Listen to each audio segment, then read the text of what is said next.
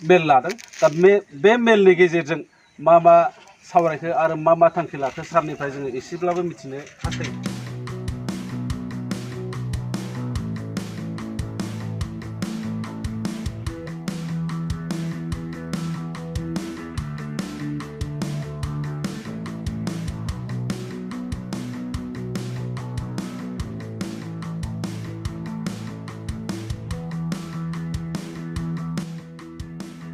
बे बेलासि समाव नोंथांमोन साफ्रोमखौबो आंनि JB कालेक्शन इउटुब चेनेलाव बरायबाय आरो बेजों लोगोसे बड'लेण्ड जौगासार चेनेलावबो खेबसेयैनो बरायबाय।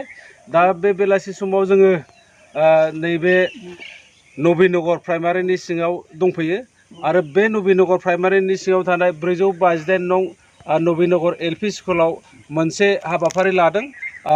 UPPL ब्लक कसुगावनि LP स्कुलावबो जोंहा बिथां कसुगाव 6 नं कसुगाव समस्तिनि TCLC सार थमास नार्जारी बिथाङा दंफैयो आरो बिथाङा नोंथांनिफ्राय फंनैसो मिथिनानै लानो।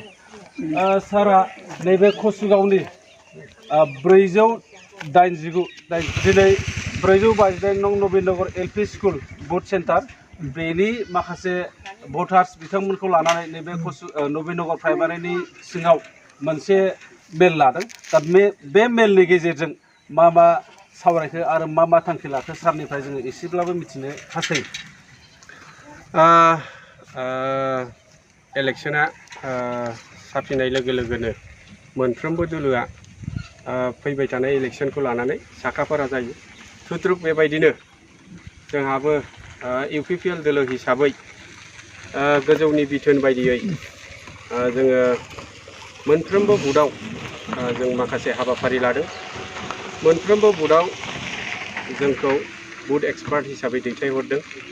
दा बिनि असिलायै जोङो फैबाय थानाय इलेक्शन जे BTC इलेक्शन सेप्टेम्बराव जानो गोनां जे इलेक्शन बिनि सिगांनो जोङो प्रिपेयार जानो थाखाय साखाफारा जानो थाखाय जों माखासे हाबाफारि लानाय जादों।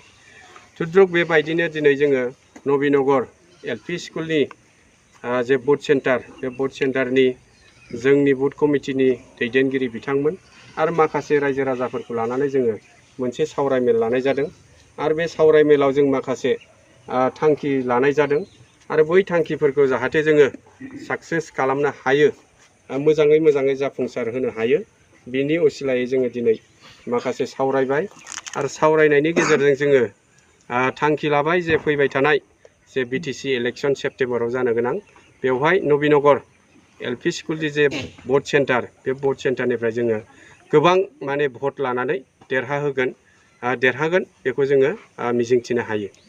आरो जों बुंबावनो हायो थांनाय बारनि जे 2020 जे इलेक्शन BTC इलेक्शन बे इलेक्शनाव जों नबीनगर जे भट सेन्टार हिसाबै जोङो गोबां भटआवनो जों देरहादों।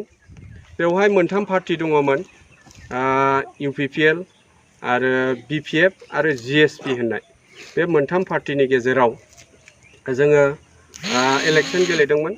दा बिनि रिजाल्ट मथेयै जों UPPL दोलो हिसाबै थांनाय बारनि इलेक्शनाव जोङो 434 मोनदों आरो BPF हिसाबै बिथांमोनहा मोनदों 277 भट आरो GSP हिसाबै मोनदों 195।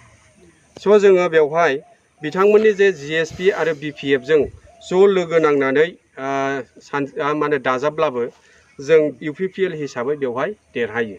स' जों बेखौनो आसा खालामो थांनाय बाराव जे 434 मोनदों, एइबाराव जोङो नबीनगर LP स्कुलनिफ्राय बिनि बांसिन भट लानानै देरहागोन होननानै जोङो मिजिंथिनो हायो। नैबे नबीनगर LP स्कुलनि भटार्स बिथांमोनहा दिनैनि बे हाबाफारियाव माबायदि गोजोननाय फोरमायदों आरो नोंथांनि खामानि मावनायाव माबायदि हेफाजाब होगोन होननानै नोंथाङा आसा खालामो जोबथारनायाव? दिनैनि जे हाबाफारि खौ लानानै बिथांमोनजों आङो सोंनाय फिननाय जों रायलायलायबाय, सावरायलायबाय। बिनि गेजेरजों बिथांमोना खुब गोजोननाय मोनदों दिनैनि हाबाफारिखौ लानानै।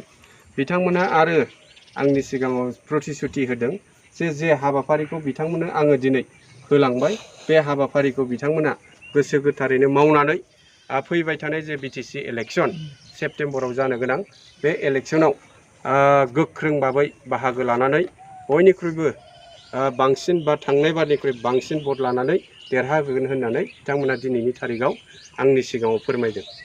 रोजा रोजा साबायखर थाबाय सारनिसिम। दे। Thank you.